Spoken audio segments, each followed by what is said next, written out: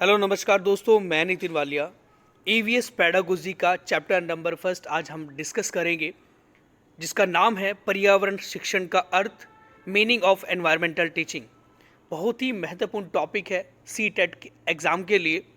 हमें प्रकृति के अनुरूप रहना चाहिए, प्रकृति से सीख लेनी चाहिए, पर्यावरण का संरक्षण करना चाहिए, पर्यावरण का ख्याल रखना चाहिए, तभी जाकर हम लोग सुरक्षित रहेंगे इस पृथ्वी पर। आज जो ये बातें मैं बोल रहा हूँ, ये सारी की सारी हमारे पर्यावरण टीचिंग, जो हमारा एनवायरमेंटल टीचिंग वाला चैप्टर है, ये सारी बातें हमें बताता है। तो सबसे पहले हम बात करें अपनी कि शिक्षण का अर्थ होता क्या है। ठीक है, तो शिक्षण का अर्थ होता है सीखना या सीख देना। टीचिंग मीन्स टू लर्न और टू टीच। ठीक है, सीखना भी होता है और सीख देना भी होता है। ठीक है, बच्चों को सीख देते हैं हम लोग, ठीक है, और साथ साथ में बहुत सारी बातें सीखते भी हैं। तो शिक्षण का जो अर्थ होता है ये एग्जाम में पूछ लिया जाता है, बेसिक सा प्रश्न है, पेडागोजी के क्वेश्चंस में आते हैं। इसके अलावा नंबर सेकंड पॉइंट है हमारा कि शिक्षण की निम्नलिखित विशेषता होती है। कुछ विशेषताएं होती है हमारे शिक्षण की, हमारे टीचिंग की। जैसे कि नंबर फर्स्ट है हमारा, शिक्षण एक उद्देश्यपूर्ण प्रक्रिया है। बिना उद्देश्य के तो शिक्षण हो ही नहीं सकता। अगर हम लोग टीचिंग कर रहे हैं बिना पर्पस के, तो वो तो कोई टीचिंग है ही नहीं। टीचिंग जो होती है कि उसमें हम लोग कहते हैं कि बच्चे का विकास हो रहा है, उसकी बुद्धि का विकास हो रहा है, बच्चे को हम लोग एक नई चीज़ें सिखा रहे हैं, बच्चों को एक नई स्किल दे रहे हैं। तो एक हमारा उद्देश्य होता है कि बच्चे के एग्ज़ाम आने वाले हैं, उस एग्ज़ाम की प्रिपरेशन कर रहे हैं हम लोग, बच्चों को पास कराना है, बहुत सारी चीज़ें हैं। तो इसीलिए कि शिक्षण एक उद्देश्यपूर्ण प्रक्रिया होती है, ये बहुत इंपॉर्टेंट पॉइंट है।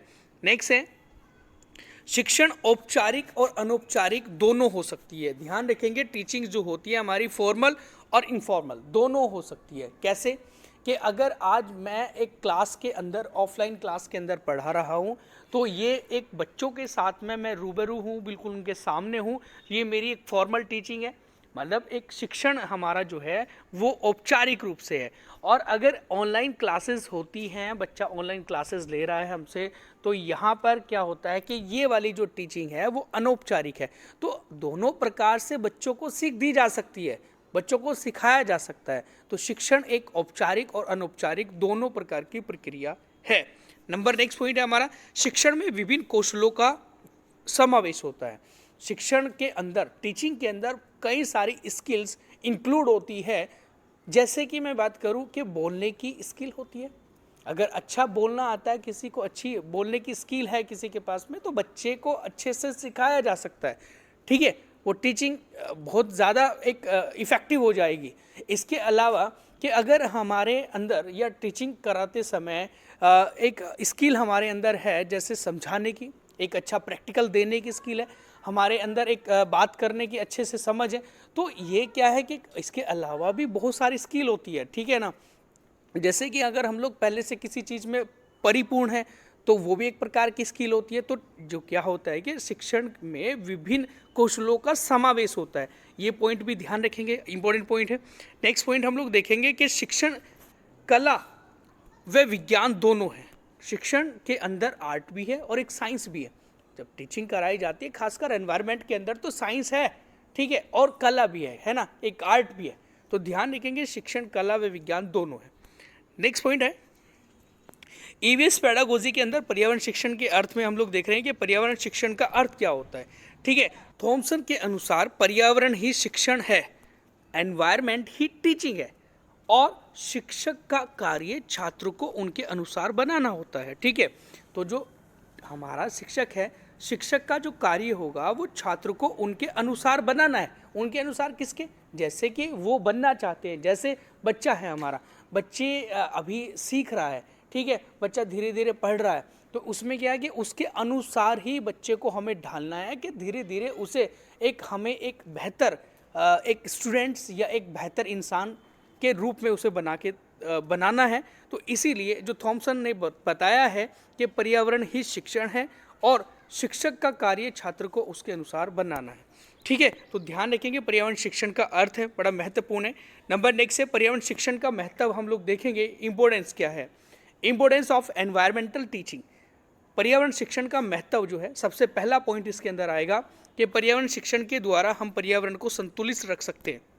ठीक है, इंपॉर्टेंस देख रहे हैं हम लोग जरा, क्या इंपॉर्टेंस हो सकती है। नंबर फर्स्ट, पर्यावरण शिक्षण के द्वारा हम पर्यावरण को संतुलित रख सकते हैं कि जब पर्यावरण शिक्षण कराई जाती है, टीचिंग कराई जाती है, एनवायरनमेंट टीचिंग, तो उसके द्वारा जब हम लोग पढ़ाते हैं तो पर्यावरण को संतुलित रखने के बारे में भी तो बात करते हैं कि पर्यावरण को किस प्रकार से बैलेंस किया जाए। ठीक है, हमें किन किन चीज़ों से रोकना चाहिए या रुकना चाहिए पर्यावरण को खराब होने से, पर्यावरण चीज़ें किस किस की वजह से खराब हो रही है, पर्यावरण जो है हमारा वो किन किन चीज़ों से खराब हो रहा है, ये भी बातें हम लोग टीचिंग में बताते हैं। पर्यावरण किन से बेहतर हो सकता है, वो सारी बातें बताएंगे हम लोग। तो एक जो पर्यावरण शिक्षण है उससे हम लोग देख सकते हैं कि पर्यावरण को संतुलित कैसे किया जा सकता है। नंबर नेक्स्ट पॉइंट है, क्या होगा यदि हम लोग पृथ्वी पर पेड़ ना हो तो, है ना। क्या होगा यदि हम लोग अगर अपने आसपास में पेड़ लगा दे तो, क्या होगा यदि अगर इस मतलब जो हमारे ओजोन लेयर है, ओजोन लेयर में ह्रास हो जाए तो, क्या होगा यदि ग्रीन हाउस गैस बहुत ज़्यादा मात्रा में पृथ्वी पर बढ़ जाए तो इस प्रकार से जब पर्यावरण शिक्षण होता है तो उसमें नागरिक चेतना बढ़ती है। ठीक है, हम लोग जो सोच रहे हैं, है ना, उन कहाँ तक सोच रहे हैं, कितनी बातों को सोच रहे हैं, क्या इफ़ेक्ट पड़ेगा, क्या एक फ़ायदा होगा हमें, वो सारी बातें पर्यावरण शिक्षण से हम लोग सीख लेते हैं या पढ़ते हैं। नंबर नेक्स्ट है हमारा थर्ड पॉइंट, पर्यावरण शिक्षण के महत्व में। पर्यावरण शिक्षण से हमें ज्ञात होता है कि पर्यावरण के जैविक और अजैविक घटक हमारे लिए क्यों आवश्यक हैं। बड़ा इंपॉर्टेंट पॉइंट है कि पर्यावरण शिक्षण से ही तो हमें पता लगता है कि जब हम लोग ये वाली चीज़ें पढ़ते हैं, एजुकेशन लेते हैं, एनवायरमेंटल एजुकेशन, ठीक है, तो इससे हमें ज्ञात होता है कि हमारे लिए जो जैविक और अजैविक घटक क्यों आवश्यक है। मतलब जैविक का मतलब बायोटिक होते हैं जो लिविंग्स होते हैं हमारे, और एबायोटिक का मतलब होता है जो नेचुरल होते हैं और नॉन लिविंग होते हैं। जैसे मैंने कहा कि सन हो गया, सनलाइट होगी, मतलब जैसे वाटर हो गया, एयर हो गई, ये सारे के सारे एबायोटिक है। ठीक है, तो हमारे लिए वायु कैसे क्या आवश्यक है, क्यों आवश्यक है, हमारे लिए पानी कितना आवश्यक है, हमारे लिए इसके अलावा जो सूर्य का प्रकाश, हीट, उष्मा, ताप, टेम्परेचर इत्यादि सारे क्यों इतने इम्पोर्टेंट हैं, वो सारी बातें हमें पर्यावरण से तो पता लगती है ना, क्योंकि इनके बिना लिविंग्स नहीं है। और लिविंग्स जो होते हैं वो एक दूसरे पर डिपेंड होते हैं, एक दूसरे पर हम लोग कह सकते हैं एक आश्रित होते हैं।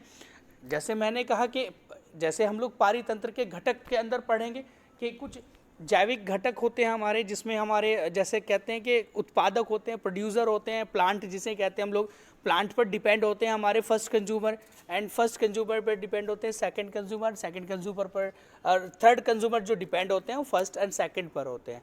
तो इस प्रकार से एक दूसरे पर आश्रित है।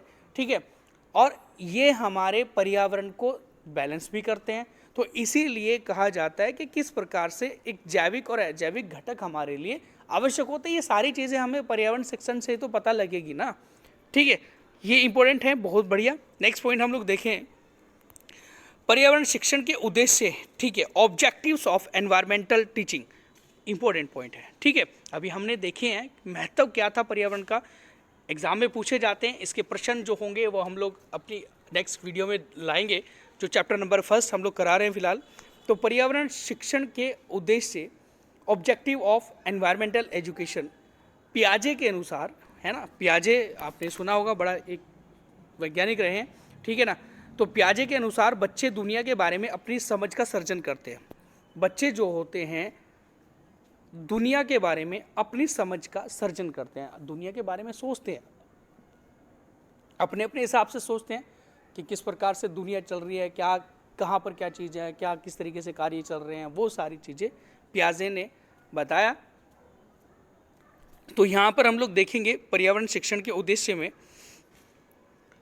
तो विद्यार्थी में निम्न कौशलों का विकास करना एक बड़ा महत्वपूर्ण पॉइंट है। पर्यावरण शिक्षण से ही निम्न कौशलों का विकास होता विद्यार्थी के अंदर। जैसे कि नंबर फर्स्ट इसमें पॉइंट दिया गया है कि अवलोकन करना, टू ऑब्जर्व, फिर पहचान करना, आइडेंटिफाई करना, फिर जानकारी इकट्ठा करना, गैदरिंग इंफॉर्मेशन, और नंबर चौथे पर इसका जो पॉइंट आएगा वो है हमारा रिकॉर्ड करना। क्या करना? रिकॉर्ड करना। ठीक है, ये 4 पॉइंट है हमारे। अब मैं आपको एक एग्जाम्पल देता हूँ, एग्जाम्पल के माध्यम से समझाता हूँ कि किस तरीके से विभिन्न कौशलों का विकास होता है बच्चे के अंदर। हम लोग सड़क पर या रोड के आसपास खड़े हुए हैं ना, रोड पर कोई व्हीकल चल रहे हैं जिनमें से आज के समय हम लोग देख रहे हैं कि भाई कोई स्कूटर आ रही है, बिल्कुल आवाज़ नहीं कर रही, कोई धुआं नहीं दे रही है ना। इस प्रकार से इस प्रकार का इंजन है कि बहुत ज़्यादा खड़खड़ की आवाज़ कर रहा है, एक बहुत ज़्यादा स्मूथ गाड़ी ऐसे निकल कर चलेगी। तो हमने क्या किया, हमने अवलोकन किया कुछ विभिन्न प्रकार की गाड़ियाँ जब रोड पर चल रही थी, तो हमने क्या किया, ऑब्जर्व किया, अवलोकन किया। ठीक है जी, तो अवलोकन करने की स्किल आई हमारे अंदर। अभी सुनते रहना, बहुत इंपॉर्टेंट पॉइंट है कि अवलोकन करना। उसके बाद हमने पहचान करी कि यार ये जो आवाज़ नहीं आई थी पहले वाली गाड़ी के अंदर, हमने देखा तो इसके अंदर आवाज़ ही नहीं आई बिल्कुल भी, और ना ये धुआं दे रही है। क्यों नहीं दे रही है धुआं और क्यों आवाज़ नहीं आ रही है? क्योंकि ये एक इलेक्ट्रिक व्हीकल है। ये एक जो थी वो बिना पेट्रोल और बिना डीजल वाली गाड़ी थी, वो एक इलेक्ट्रिक व्हीकल रही है। ठीक है, नंबर सेकंड पर हमने देखा यार एक बहुत ज़्यादा खड़खड़ करने वाली आवाज़, मतलब खड़खड़ करने वाली कोई गाड़ी जा रही थी। तो हमने कहा कि यार देखा कि यार ये डीजल से चल रही है, क्योंकि इसमें डीजल लिखा हुआ है केवल। ठीक है जी, उसके अलावा फिर एक गाड़ी हमने कैसी देखी, बहुत ज़्यादा स्मूथ जा रही थी, आगे की ओर चल रही थी, बिल्कुल पेट्रोल। अब जैसे हमने कहा कि आवाज़ नहीं कर रही थी, ठीक है, और उस पर लिखा हुआ था पेट्रोल, उसके जो टंकी की या उसके आसपास था उस पर लिखा हुआ था पेट्रोल। तो इसका मतलब यार वो पेट्रोल से चलने वाली है। अब हमने 3 प्रकार की गाड़ी देखी, तो जब हमने देखी तो हमने ऑब्जर्व किया, और फिर उसके बाद हमने क्या किया कि उनमें विभिन्नता देखी, तो उनकी पहचान करी कि कौन सी इलेक्ट्रिक है, कौन सी डीजल वाली है और कौन सी पेट्रोल वाली गाड़ी है। उसके बाद फिर हमने जानकारी इकट्ठा करी, यार ये इलेक्ट्रिक व्हीकल कैसी होती है, इसका क्या कार्य होता है, किस प्रकार से काम कर रही है, तो ये जानकारी इकट्ठा करी हमने। उसके बाद हमने रिकॉर्ड बनाया। एक क्वेश्चन आता है इस प्रकार से, इसको सीरीज वाइज लगाइएगा, तो ये ऑप्शन वहाँ पर दिए जाते हैं। तो फिर क्या होगा, नंबर चौथे पर रिकॉर्ड करना, पहले ऑब्जर्व करना, फिर उसके बाद हमारा आइडेंटिफाई करना, पहचान करना, थर्ड नंबर पे इंफॉर्मेशन करना, इकट्ठा करना, और रिकॉर्ड करना चौथे नंबर पर, अंतिम नंबर पर आता है। तो फिर हम रिकॉर्ड करके हमने लिखा कि इस प्रकार से ये कैसा, कितना एवरेज देती है, इससे क्या नुकसान होता है, इससे कितना धुआं फैलता है, इससे पर्यावरण कितना संरक्षित रहता है, ऐसे करके अलग अलग पॉइंट्स को लिख कर हमने उसको रिकॉर्ड कर दिया। तो ध्यान रखेंगे, ये एक मेन उद्देश्य है हमारे शिक्षण का, जो एक विभिन्न कौशलों का विकास करता है हमारे बच्चों के अंदर और सभी लोगों के अंदर भी। ठीक है, नेक्स्ट पॉइंट हम लोग देखिए, उद्देश्य के अंदर नंबर 5वें पर है पर्यावरण के प्रति विद्यार्थियों में जिज्ञासा, रुचि, कल्पना एवं स्मरण शक्ति का विकास करना। ठीक है जी, बहुत बढ़िया उद्देश्य है हमारा, एक ऑब्जेक्टिव है एनवायरमेंटल एजुकेशन का कि पर्यावरण के प्रति विद्यार्थियों में जिज्ञासा उत्पन्न की जाती है, रुचि, कल्पना एवं स्मरण शक्ति का भी विकास करना। जैसे कि यहाँ ध्यान रखेंगे कि जिज्ञासा क्यूरियोसिटी होती है। हमने कहा कि भाई ये जो पृथ्वी होती है, इस पृथ्वी पर पानी जो है वो 71% है। बड़ा बेसिक सा प्रश्न है कि पानी 71% है, और इस पानी के अंदर ना पीने योग्य पानी केवल हम लोग 1% कह देते हैं, ठीक है, और बाकी का हमारा पीने योग्य नहीं है। तो यार बच्चे के अंदर तो जिज्ञासा आएगी, अभी आया इतना सारा पानी है और ये पानी जा कहाँ रहा है फिर, या पीने योग्य पानी क्यों नहीं है, ठीक है। तो हम लोग उसको समझाएंगे कि कुछ इसमें से जो पानी है, मैक्सिमम जो वाटर है वो समुद्री जल है। समुद्री जल मतलब एक खारा पानी है। अब बच्चा सोचेगा कि खारे पानी को क्या हम लोग पी नहीं सकते क्या? तो इस प्रकार से जिज्ञासा उत्पन्न हो रही है ना, क्यूरियोसिटी आ रही है बच्चे के अंदर, जो पर्यावरण के बारे में हम लोग पढ़ा रहे हैं उनको, ठीक है। उसके बाद जब जिज्ञासा उत्पन्न होगी तो रुचि भी आएगी। जिज्ञासा मतलब हम लोग कह रहे हैं कि भाई जिज्ञासा उसके अंदर उत्पन्न हुई है इस प्रकार से कि वो पानी हम पी क्यों नहीं सकते, कि कुछ और सारी चीज़ें जानने की उनके अंदर इच्छा उत्पन्न हुई है। तो जब वो कई सारी चीज़ें जानने की इच्छा उत्पन्न होगी तो उनका इसका मतलब क्या है कि रुचि भी उत्पन्न, एक इंटरेस्ट भी आएगा। फिर उसके बाद वो कल्पना भी करेंगे, यार इतना सारा पानी हमारी इस पृथ्वी पर है, लेकिन उस पानी को हम लोग पी नहीं सकते, तो वो पानी कहाँ जा रहा है। इसके अलावा मैंने कहा कि कुछ पानी जो था वो खारा पानी है जो समुद्र के अंदर है, और कुछ पानी जो था वो ग्लेशियर में था। ठीक है, अब ग्लेशियर की फॉर्म में था। अब वो बच्चा सोचेगा कि ग्लेशियर क्या होते हैं, ग्लेशियर कहाँ पर पाए जाते हैं। मैंने बताया फिर ग्लेशियर हमारे आर्कटिक वाले एरिया में, आर्कटिक जो ओशन है नॉर्थ हमारे पोल पर है, और साउथ पोल पर जो हमारा रहता है वो एक अंटार्कटिका है, उसमें भी बर्फ़ जमा हुआ है। इसके अलावा ग्रीनलैंड में भी पूरी तरीके से ग्लेशियर बर्फ़ जमे हुए हैं, और भी अन्य कुछ कंट्रीज़ हैं, कुछ देश हैं, कुछ कॉन्टिनेंट हैं जहाँ पर बर्फ़ जमे हुए हैं। ठीक है, तो यार वो बच्चा सोचेगा कि ये जो ग्लेशियर होता है, ग्लेशियर का पानी क्यों नहीं पिया जा सकता, या ग्लेशियर कैसे बनते हैं, कल्पना उसके अंदर उजागर हो चुकी है। ठीक है, तो इस प्रकार से कल्पना करेगा बच्चा, फिर स्मरण शक्ति का विकास होगा। जितनी ज़्यादा बच्चा कल्पना करेगा उतनी ही ज़्यादा उसके अंदर स्मरण शक्ति का विकास होगा। इसका मतलब क्या है कि सोचने की शक्ति का विकास होगा, या उसके अंदर एक जो मेमोरी होती है हमारी, उसकी पावर बढ़नी शुरू हो जाएगी। तो ये सारी चीज़ें इतना ज़्यादा मेन रोल प्ले कर रही है हमारी एनवायरमेंटल टीचिंग। ये वाला चैप्टर ही इसीलिए इम्पोर्टेंट है, इसका मेन ऑब्जेक्टिव हमने अभी डिस्कस किया है, ये है। तो ध्यान रखेंगे, पर्यावरण के प्रति विद्यार्थियों में जिज्ञासा, रुचि, कल्पना एवं स्मरण शक्ति का विकास करना भी इसका मेन उद्देश्य है। नेक्स्ट है नंबर 6 पर, आसपास के पर्यावरण से विद्यार्थी को परिचित कराना। आसपास के पर्यावरण से जब हम लोग पर्यावरण पढ़ाते हैं तो उसके एग्जाम्पल देते हैं।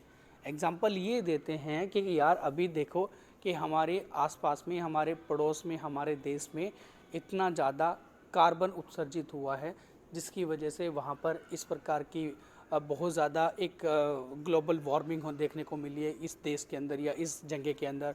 या मैंने ये कहा कि हमारे किसी भी राज्य के अंदर बहुत ज़्यादा प्रदूषण है, या इस अब हमारे आसपास में जो नदी बह रही है इसके अंदर इतना ज़्यादा प्रदूषण है, जिसकी वजह से वहाँ के जो बच्चे हैं, वहाँ के जो लोग हैं, वहाँ के जो निवासी हैं बीमार पड़ रहे हैं, उनके अंदर बीमारियां फैल रही है। ठीक है, तो इस प्रकार से आसपास के पर्यावरण से विद्यार्थियों को परिचित कराना भी पर्यावरण शिक्षण का मेन उद्देश्य है। ओके, नंबर 7 पॉइंट पर हम लोग देखें, मनुष्य के जीवन पर पड़ने वाले पर्यावरण के विभिन्न प्रभावों को बताना। अभी हमने ये कहा, कोई मतलब परिवार चूल्हे पर खाना बनाते हैं, लकड़ी जलाते हैं, गूहे जलाते हैं, जिसकी वजह से उससे बहुत ज़्यादा हानिकारक धुआं निकलता है। अब जब वो धुआं निकलता है तो वो धुआं हमारे लंग्स पर जाके बैठेगा। ठीक है, इसके अलावा वो हमारी आँखों को नुकसान पहुंचाएगा, तो हमें हमारी आँखों में एक बीमारी हो जाएगी, हमारे लंग्स के इफ़ेक्ट पड़ जाएगा।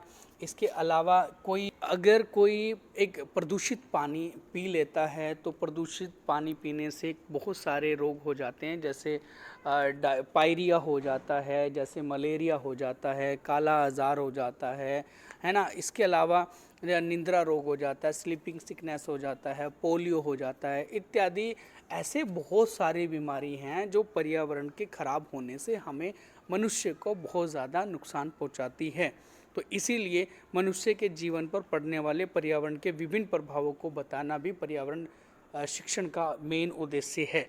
नेक्स्ट है, पर्यावरण शिक्षण के उद्देश्य के अंदर 8वें नंबर पर का महत्वपूर्ण पॉइंट है कि पर्यावरण प्रदूषण, पर्यावरण संरक्षण के विषय में जानकारी देना। देखो, इसका मेन उद्देश्य एक बड़ा महत्वपूर्ण ये भी है कि पर्यावरण में प्रदूषण कैसे फैल रहा है, प्रदूषण कैसे होता है, किन किन चीज़ों से होता है, वो कौन से एलिमेंट्स, कौन से वो तत्व हैं जो पर्यावरण को प्रदूषित कर रहे हैं, वो कौन सी गैसेस हैं जो पर्यावरण को प्रदूषित करती है, तापमान को बढ़ाने वाली गैसेस कौन सी है हमारे इस जगह पर, या फिर बहुत सारी ऐसे रसायन जो होते हैं हमारे, किसी केमिकल जो फैक्ट्री से पानी निकलता है, गर्म जल निकलता है, या इसके अलावा जो एक दवाइयाँ डाली जाती है खेतों के अंदर किसानों के द्वारा, तो वो भी बहुत ज़्यादा प्रदूषण फैलाते हैं। तो यहाँ से हमें एक ऑब्जेक्टिव से पता लगता है कि पर्यावरण प्रदूषित कैसे होता है। फिर जब प्रदूषित पर्यावरण हो रहा है तो इस प्रदूषण को रोकने के लिए हमें संरक्षण करना पड़ेगा। तो पर्यावरण का संरक्षण कैसे करेंगे, तो हमें क्या क्या चीज़ें पर ध्यान देना पड़ेगा, क्या क्या चीज़ों को रोकना पड़ेगा, कौन कौन सी गैसों को एक ज़्यादा बढ़ने से रोकना पड़ेगा, केमिकल जो हमारे हैं, जो रसायन हैं, उन पर हमें रोक लगानी पड़े, तो इत्यादि ये सारी बातें भी हमें पता लगती है पर्यावरण के उद्देश्य में। तो ये ध्यान रखेंगे कि पर्यावरण प्रदूषण एवं पर्यावरण संरक्षण के विषय में जानकारी देना भी एक यहाँ पर मेन उद्देश्य रहेगा हमारा टीचिंग का। नेक्स्ट पॉइंट है पर्यावरण के जो उद्देश्य हैं, पर्यावरण शिक्षण के उद्देश्य में 9वें नंबर पर हम लोग देखेंगे विद्यार्थियों में एक अच्छे नागरिक के गुण का विकास करना कैसे। क्योंकि जब हम लोग पर्यावरण के प्रति संवेदनशील होंगे, अपने जैविक घटकों के प्रति संवेदनशील होंगे, जब हम लोग अजैविक घटक एबायोटिक के प्रति संवेदनशील होंगे कि यार अगर हमें पता है कि आज अगर पानी को नुकसान हो रहा है तो नुकसान इंसान को है, अगर मैंने कहा कि पेड़ पौधों को नुकसान हो रहा है तो नुकसान इंसान को है या हम लोगों को है। हमने कहा कि अगर कोई मिट्टी खराब हो रही है, उस मिट्टी के खराब होने पर फसल खराब होगी, फसल खराब होने पर या फसल के अंदर अगर कोई बीमारी होती है तो उससे भी इंसान ही प्रभावित होंगे। तो ये सारी चीज़ें जो है हमें एक दूसरे के को समझने में, उसके प्रति संवेदनशील होने में या उसका ध्यान रखने में, उसका ख्याल रखने में एक ये हमें समझाती है, जो उसका मेन उद्देश्य है हमारा पर्यावरण शिक्षण का। तो इसीलिए विद्यार्थियों में एक अच्छे नागरिकों के गुणों का विकास करना। अच्छा नागरिक इंसान तब बनेगा जिस समय वो सारी इन बातों का ध्यान रखेगा, सभी चीज़ों के इन पर्यावरण के प्रति संवेदनशील होगा और अपने पर्यावरण को संरक्षित रखेगा। ठीक है, तो नेक्स्ट 10वां पॉइंट हम लोग देखेंगे शिक्षण का उद्देश्य क्या है हमारा। सार्थक अधिगम हेतु, मतलब एक मीनिंगफुल लर्निंग के लिए कक्ष जो हमारा जो क्लास होती है उसके अंदर जो गतिविधि होती है उसको विद्यालय के बाहरी परिवेश से जोड़ना और उनको प्रश्न पूछने के लिए अभिप्रेरित करना बहुत ज़्यादा इम्पोर्टेंट पॉइंट है। देखो कैसे, जो एक मीनिंगफुल हमारा एक लर्निंग होती है जो के लिए, मतलब मीनिंगफुल लर्निंग का मतलब ये होता है कि यार अब क्लास में हमें कोई चीज़ पढ़ाई गई है, ठीक है, तो क्लास में जब हमें कोई चीज़ पढ़ाई गई है, जैसे मैंने कहा कि कोई ऐसा चैप्टर पढ़ा दिया मानव शरीर के बारे में, मानव शरीर के बारे में पढ़ाया या कोई नेशनल पार्क या जीवों के बारे में पढ़ाया, ठीक है, तो यहाँ पर अभी तक हमें सिर्फ जीवों के बारे में समझा दिया गया, पढ़ा दिया गया है। लेकिन अभी क्या है कि वो जीव हमने नहीं देखे हैं जिनके बारे में हमें पढ़ाया गया है। तो अभी क्या होता है कि इसको और अच्छे से समझाने के लिए टीचर क्या करेगा कि जो कक्षा की गतिविधियाँ थी, जो कक्षा के अंदर एक्टिविटीज़ हो रही थी, उस एक्टिविटीज़ को वो बाहर के जीवन से जोड़ेगा, बाहर उसके माहौल से जोड़ेगा, बाहर के परिवेश से जोड़ेगा। जैसे कि हम कहेंगे क्या, जब हम लोग अब पढ़ा रहे थे किन्हीं जानवरों के बारे में क्लास के अंदर या फिर मनुष्य के अंगों के बारे में पढ़ा रहे थे, तो हम लोग जब बाहर जाते हैं तो हम एग्जांपल देते हैं कि जब हमने आसपास में अपने कोई हाथी देखा है, उस हाथी के जो शरीर होता है वो किस प्रकार का होता है, या हमने कहा कि कोई स्लॉथ हम लोगों ने देखा है, वो स्लॉथ किस प्रकार से पेड़ पर लटका रहता है, स्लॉथ कितने घंटे सोता है, स्लॉथ कितने टाइम उन्हें कैसे एनवायरनमेंट में रहता है। और ये सारे क्वेश्चन जो हैं हमारे, मतलब एक हमें प्रश्न पूछने को अभिप्रेरित करते हैं कि हमने तो वहाँ पर बाहर जाकर ऐसी चीज़ें देखी थी, तो क्लास के अंदर वो अभी क्वेश्चन करेगा। या फिर इस प्रकार से जो क्लास के अंदर की एक्टिविटीज़ थी, जब हम उसे बाहर की एक्टिविटी से या बाहर के माहौल से, बाहर के परिवेश से जोड़कर पढ़ाएंगे तो वहाँ पर सार्थक अधिगम होगा। नंबर 2 पॉइंट है सीखने की प्रक्रिया को प्रभावित करने वाले कारक। बड़ा महत्वपूर्ण पॉइंट है, ध्यान रखेंगे। ईवीएस पेडागोजी के अंदर हम लोग देख रहे हैं कि सीखने की प्रक्रिया को प्रभावित करने वाले कारक। भाई सीखना और सीख देना शिक्षण कहलाता है। तो सीखने को प्रभावित करने वाले कारक इनमें से कौन कौन से हो सकते हैं? तो 2 कारण होते हैं। नंबर फर्स्ट है, एक होता है व्यक्तिगत कारण और एक होता है हमारा पर्यावरणीय कारण। ठीक है, तो व्यक्तिगत जो कारण होते हैं, पर्सनल जो हमारे इंडिविजुअल होते हैं, उसके अंदर क्या क्या चीज़ें आती हैं। तो देखिए हम लोग व्यक्तिगत कारक जो हमें प्रभावित कर सकता है सीखने के लिए, जैसे कि बुद्धि। किसी की बुद्धि ज़्यादा होती है, किसी की कम होती है, ये तो पता ही है। आईक्यू हम लोग देखते हैं सीडीपी के अंदर भी तो किसी की बुद्धि कम है, किसी की बुद्धि ज़्यादा है, तो ये व्यक्तिगत कारण है, एक पर्सनल इंडिविजुअल कारण है। ठीक है जी। उसके अलावा रुचि, किसी को रुचि कम हो रही है, किसी को ज़्यादा हो रही है। ठीक, ये भी एक कारण हो सकते हैं व्यक्तिगत कारक जो प्रभावित कर रहे हैं हमारे शिक्षण को।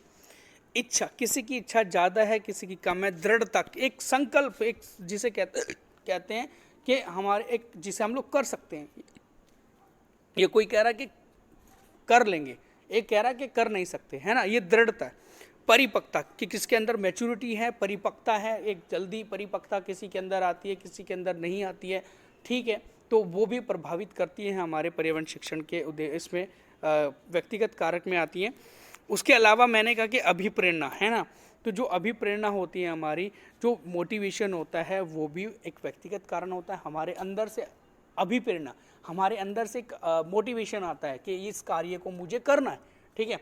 कुछ लोगों में मोटिवेशन आता ही नहीं, वो बिल्कुल सुस्त पड़े हैं, ठीक है यार चलो कोई बात नहीं, करें या ना करें, ठीक है। जो अभ्यास होता है, फिर चिंता होती है। अभ्यास भी हमारा जितना ज़्यादा हम लोग अपना पर्सनल रूप से इंडिविजुअली अभ्यास करेंगे ना, वो व्यक्ति उतना ज़्यादा कामयाब होगा।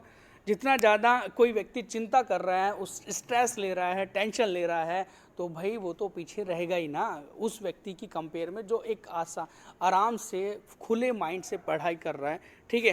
थकान या एक स्व अध्ययन की विधि भी हमें एक व्यक्तिगत कारक होती है, जो क्या काम करती है, एक सीखने की प्रक्रिया को प्रभावित करती है। ध्यान रखेंगे, थकावट जिसको रहती है ज़्यादा, जिसका शरीर में कमजोरी है, तो उसको तो प्रॉब्लम देखो होगी फिर ऐसे, ठीक है। स्व अध्ययन, अगर खुद अच्छे से तैयारी कर रहा है बच्चा, टीचर ने जो चीज़ उसको पढ़ाई गई है, फिर उसके बाद वो पढ़ रहा है घर आके, बेहतर तरीके से अच्छे से पढ़ाई करने की कोशिश कर रहा है, सीख रहा है, तो ये एक व्यक्तिगत कारक होते हैं जो सीखने की प्रक्रिया को प्रभावित करते हैं, ठीक है। अब हम लोग देखेंगे कि ये तो पर्सनल है, इसके अलावा कुछ माहौल भी होता है, और वो माहौल ही हमारा पर्यावरणीय कारक में के अंदर आता है। तो पर्यावरण कारक के अंदर जो हमारा आता है, पर्यावरणीय कारक जो सीखने की प्रक्रिया को प्रभावित करते हैं, जो माहौल होता है। नंबर फर्स्ट इसमें हम लोग देखें, भाई परिवार तो होता ही है, परिवार का मेन रोल होता है। हम लोग ये देखते हैं कि परिवार अगर एक अच्छा माहौल दे रहा है पढ़ाई का, सीखने का माहौल अच्छा दे रहा है, तो बच्चा अच्छा सीखेगा। विद्यालय एक अगर अच्छा माहौल देता है पढ़ाई का, सीखने का, टीचर अच्छे हैं, माहौल अच्छा है, तो तब भी अच्छा होगा। समाज का वातावरण तो प्रभावित करेगा। अगर जैसे समाज के हम लोग अंदर रहेंगे, ऐसा इंसान बनता है, ऐसी उसकी सोच होती है, ठीक है, और वो सीखने को प्रभावित भी करती है प्रक्रिया, जैसे समाज के अंदर हम लोग रहेंगे।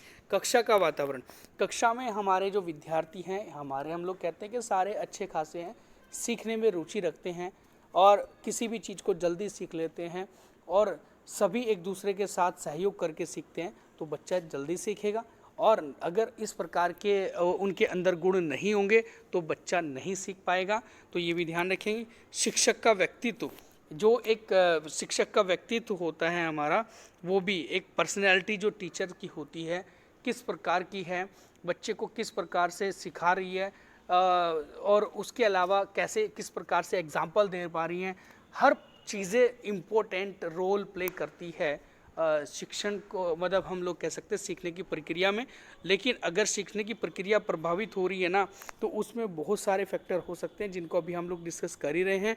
अध्यापन विधि जो होती है, वो भी पर्यावरण शिक्षण को प्रभावित करती है। अध्ययन सामग्री की भी बात मैं वही करूँ, अध्यापन विधि वही होती है कि जब हम लोग पढ़ा रहे हैं, तो उसमें क्या क्या चीज़ें अच्छे से पढ़ा रहे थे, क्या महत्व, क्या चीज़ इम्पोर्टेंट थी, क्या कितना वो सीखने में कितनी कामयाब थी, तो वो सारी अध्यापन विधि थी। और अध्ययन सामग्री, जो हमारे नोट्स होते हैं, जो हमारा कंटेंट होता है, वो कितनी ज़रूरी था, वो कितना इम्पोर्टेंट था, वो सारी चीज़ें भी प्रभावित करती हैं वातावरणीय कारक में। विषय का स्तर कैसा था, हार्ड है या फिर इजी था, इत्यादि, ये सारी भी चीज़ें प्रभावित करती है वातावरणीय कारक में। और पुरस्कार एवं दंड, अगर मैं कहने लग जाऊं कि अगर बच्चों को ज़्यादा से ज़्यादा डांटा जाएगा, तो तब भी वो प्रभावित होगा, ठीक है। और बच्चों को ज़्यादा से ज़्यादा एक छोटी छोटी बातों पे पुरस्कृत किया जाएगा, वाह बेटा कितना बढ़िया करा ये, ठीक है, थोड़ी सा काम उसने अच्छा कर दिया, वही और उसी के लिए हमने उसको पुरस्कृत कर दिया, तो बच्चा उतना अच्छा परफॉर्म नहीं कर पाएगा। नेक्स्ट टाइम पे उसको लग रहा है कि भाई मेरी तारीफ हो रही है, तो ठीक है। तो ज़्यादा पुरस्कृत करना और ज़्यादा दंडित करना भी यहाँ पर गलत होता है, सीखने की प्रक्रिया में बाधा उत्पन्न होती है। उसके बाद है शिक्षा की गुणवत्ता, एजुकेशन क्वालिटीज़ जो होती हैं हमारी, तो वो बहुत अच्छी होनी चाहिए। अगर अच्छी नहीं है, तो अच्छे से सीख नहीं पाएंगे, और अच्छी होगी शिक्षा की क्वालिटी तो अच्छे से सीखेंगे। तो इसीलिए पर्यावरण शिक्षण के सीखने मतलब जो हमारे सीखने की प्रक्रिया होती हैं उसको प्रभावित करने के दो कारक होते हैं, फैक्टर्स होते हैं, एक तो पर्सनल इंडिविजुअल और एक वातावरणीय एनवायरमेंटल फैक्टर्स। तो ये था आज का हमारा पहला चैप्टर। इसके जो प्रश्न होंगे वो हम लोग नेक्स्ट क्लास में आपको समझाएंगे, बताएंगे, और जिससे आपको पता लगेगा कि सीटेट में किस प्रकार के प्रश्न पूछे जा रहे हैं पर्यावरण शिक्षण वाले चैप्टर से। तो ये ईवीएस का एक इम्पोर्टेंट चैप्टर था जो हमने एग्जाम्पल बेस आपको समझाया। एंड अगर आपको अच्छी लगी हमारी वीडियो तो प्लीज़ वीडियो को शेयर करें ज़्यादा से ज़्यादा, और सीटेट की सभी क्लासेस को ज्वाइन करें हमारे चैनल पर। And thank you so much.